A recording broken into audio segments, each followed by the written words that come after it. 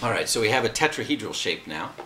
Okay, so this bond angle, this is a steric number of 4. You do want to see what this looks like, and we call it tetrahedral. Bond angle is 109.5. What happens if we have a steric number of 4 but only 3 bonded atoms? Leave the sticks. Take one off.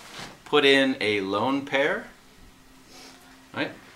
Similar bond angles, but now we don't count the lone pair for the shape. So now this is kind of harder to see. 3 bonded atoms, 1 lone pair is a trigonal pyramid. Right? At the bottom, we'd have a base. The base would be a triangle. This is going to be trigonal pyramid. And notice the bond angle. Instead of 109.5, this lone pair of electrons is going to push these slightly closer together. You're not even going to be able to see a difference for this. Okay, there's steric number 4, 3 bonded atoms, 1 lone pair. What about steric number 4, 2 bonded atoms, 2 lone pairs? Again, we do the same thing. We see our lone pairs here. We see 2 bonded atoms. We only include the atoms in the shape. So this one is going to be very familiar to you. This is water. Okay? When you draw water on the page, you might sometimes think, oh, it looks like it's linear because you drew it linear. It looks like that on the page. It is never that. Right? It has a steric number of 4. There is no such thing as something with a steric number of 4 that would be linear. It can't happen. Water is bent. So 2 and 2 is bent, and notice the bond angle got even a little bit closer together, right? So not 109.5, not 107, but 104.5 is the bond angle for water. Right, that's steric number 4. Let's go to steric number 5. It's a fun one. Put 2, we're going to have 2 along that are going to make an axis, okay? Opposite each other with a bond angle of 180, if you care about it. So 2 axial atoms, and then we're going to have 3 equatorial atoms, so along the equator of this sphere that we have.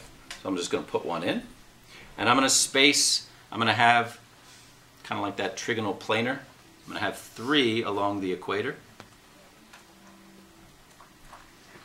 Okay, so this would be a steric number of 5 with 5 bonded atoms. You should have 2 axial positions and 3 equatorial. Everybody have something like that? Okay, so we call this trigonal bipyramidal. So if you imagine a triangle down here at the equator and coming up, that would form a pyramid up here and a pyramid on the bottom. So it's a bipyramid. So that's the name of this shape. The bond angles. Bond angles are 120 between the equatorial positions and 90 between the axial and equatorial atoms. Axial and axial will be 180. So we got 90 and we got 120. Next, we are going to take off one of these and we are going to add a lone pair of electrons. A note, for steric number 5, when you start substituting electron lone pairs for atoms, you do that from the equator, from the equatorial positions. So I'm going to take one of these off and put in this here.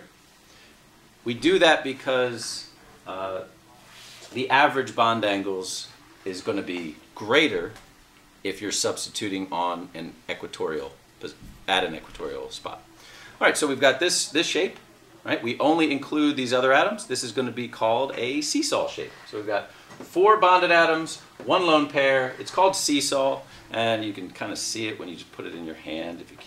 If your clay's pretty heavy, it's going to sag down, but you can kind of see a seesaw there. It just goes back. Seesaw. Chemists like to have fun. So number 5, we're going to go take off 1 more atom, put in a lone pair of electrons. So this is steric number 5 with 2 lone pairs. You're going to end up with something that we call T-shaped. And the bond angles here is only 90. There is no 120 degree bond angle anymore. So that's T-shaped. That is steric number of 5 with 3 bonded atoms and 2 lone pairs. Let's go 3 lone pairs. still equatorial, and notice we're back to this linear shaped molecule. So we've got 2 bonded atoms, 3 lone pairs. This is going to be linear, and the only bond angle now is the 180. Okay. Next, how much time we got? We have 507. Okay, we can do this. All right. Next is 6 bonded atoms. So get all 6 in there. You could do 2 axial and then 4 equatorial, but the way it's going to work out with the spacing, it's not going to matter which one is the axis. These are all going to be identical. Okay, so bond angle here, this is 6 bonded atoms, 0. This is called octahedral, and the bond angle is going to be 90 degrees. Why don't